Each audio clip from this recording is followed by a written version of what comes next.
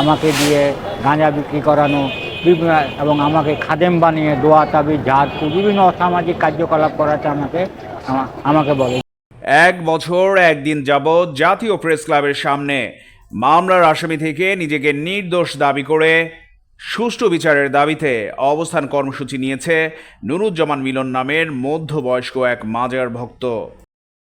দিবে আমাকে, আমার সারা জীবন ভরণ পোষণ দেখবে এবং আমার খোঁজ খবর রাখবে, কিন্তু তারা আমাকে তাদের বাসায় ডেকে নিয়ে গিয়ে খাবারের সাথে গাছটা খাইয়ে এমনকি দিন চালান করেও কালি চালান করে আমাকে অ্যাবনর্মাল করে তার মা একটা বেহুলা বিবি আমার সাথে একটা দৈহিক সম্পর্ক স্থাপন করে এবং বিভিন্ন লোকেশনে বিভিন্ন অ্যাঙ্গেল থেকে কথা বলে একটা নোংরা অডিও ক্যাসেট তারা রেকর্ডিং করে সেটা তারা মাজার কমিটিকে দেয়। মাজার কমিটি সেটা রাজশাহীতে হাইলাইট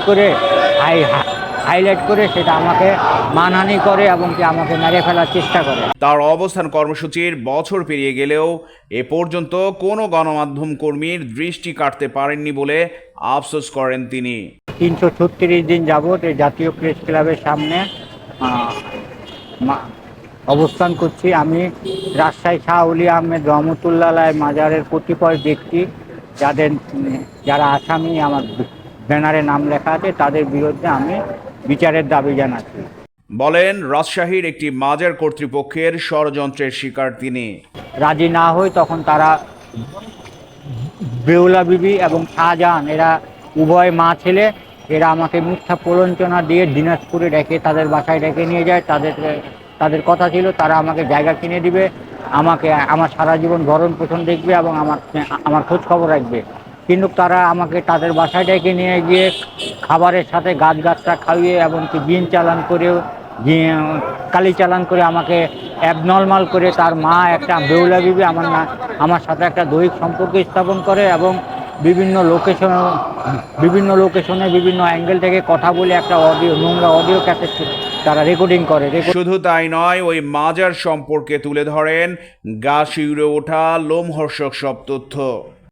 আসামিরা আমাকে 3বার মেরে ফেলার চেষ্টা করেছিল, আমি 3বার তাদের হাত থেকে বেঁচে লাস্টে জীবন বাঁচানোর জন্য এই জাতীয় প্রেস ক্লাবের সামনে এসে আমি অবস্থান করছি। আমাকে মারতে যায় তারা তাদের দুর্নীতির সাথে জড়াতে চাইছিল, আমি তাদের দুর্নীতির সাথে জড়াতে চাইছিল, যেমন মোহাম্মদ আবুল কালাম আজাদ প্রাক্তন সেক্রেটারি, মোহাম্মদ মাসুদ রানা, সে রাজশাহী শাহ ওলি আহমেদ রহমতুল্লাহ মাজার কমিটি এবং ধর্ম বিষয়ক উপদেষ্টা কোরবান আলী, মাসুদ রানা ক্যাশিয়ার। মাজার ভক্ত হিসেবে ঘুরেছেন দেশে বিদেশে, রয়েছে নাকি তার খ্যাতিও, তবে এখন তিনি শুধুই ভুক্তভোগী। আমার পকেটে 3টা ইন্টারন্যাশনাল পাসপোর্ট আছে, আমি পাসপোর্টে বিভিন্ন দেশ বিদেশে আমি সফর করি। পাসপোর্টগুলি দেখবেন, ভিসা দেখবেন, মিথ্যা কথা বলে কি লাভ আছে বাবা? এমন একটা জায়গায় বসে আছি, এখানে মিথ্যা কথা বললে আমি 336 দিন এখানে বসতে পারতাম না। সাংবাদিকরা পয়সা খায়, হয়তো আমার উল্টাপাল্টাভাবে আমার এটা আপডেট করে, কিন্তু আমি তো প্রকৃত মিথ্যা বা ধোকা নিয়ে এখানে বসিনি। আমি যেটা সত্যতা, আমি হযরত খাজা কুতুবউদ্দিন বখতিয়ার কাকি রহমতুল্লাহ দরবারে খেদমত করেছি, নিজামুদ্দিন আউলিয়ার দরবারে খেদমত করেছি, হযরত আমির খুসরোর দরবারে খেদমত করেছি। আমার দীর্ঘ সময়ে আমি দিল্লি কামরূপ কামাখ্যা হয়ে গেছি আমি 6 বার, বুঝতে পেরেছেন? তো পাসপোর্ট না থাকলে আমি পাসপোর্টের কথা আপনাকে বলতে পারি। এই দেখেন 3টা পাসপোর্ট আমার, একটা রানিং আছে এবং দুইটা ল্যাপস হয়েছে।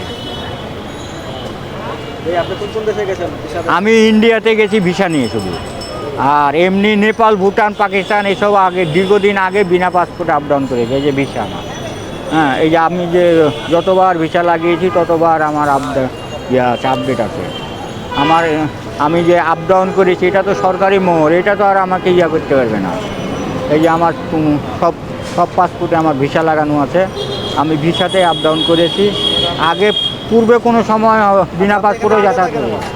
আমি এখন দেখেন এখানে জাতীয় প্রেস ক্লাবের সামনে আমি আগে থাকতাম, পরবর্তীতে 15-20 দিন পরে আমাকে এখানকার যারা পুলিশ আছে, প্রশাসন আছে, তারা আমাকে বললো যে আপনি এখানে থাকতে পারবেন না, এখান থেকে চলে যান। পরবর্তীতে আমি মতিঝিল থানার সামনে ওখানে এই একটা দোকানের সামনে ওখানে থাকি রাত্রে।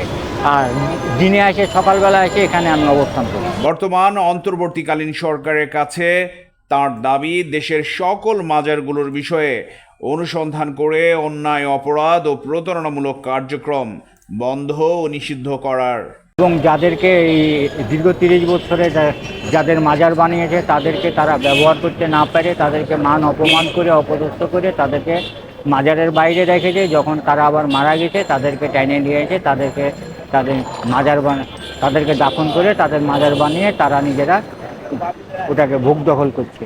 তো এরা সাধারণ মানুষকে প্রতারিত করে, অসহায় মানুষকে প্রতারিত করে এবং প্রভাবশালী মানুষকে প্রতারিত করে।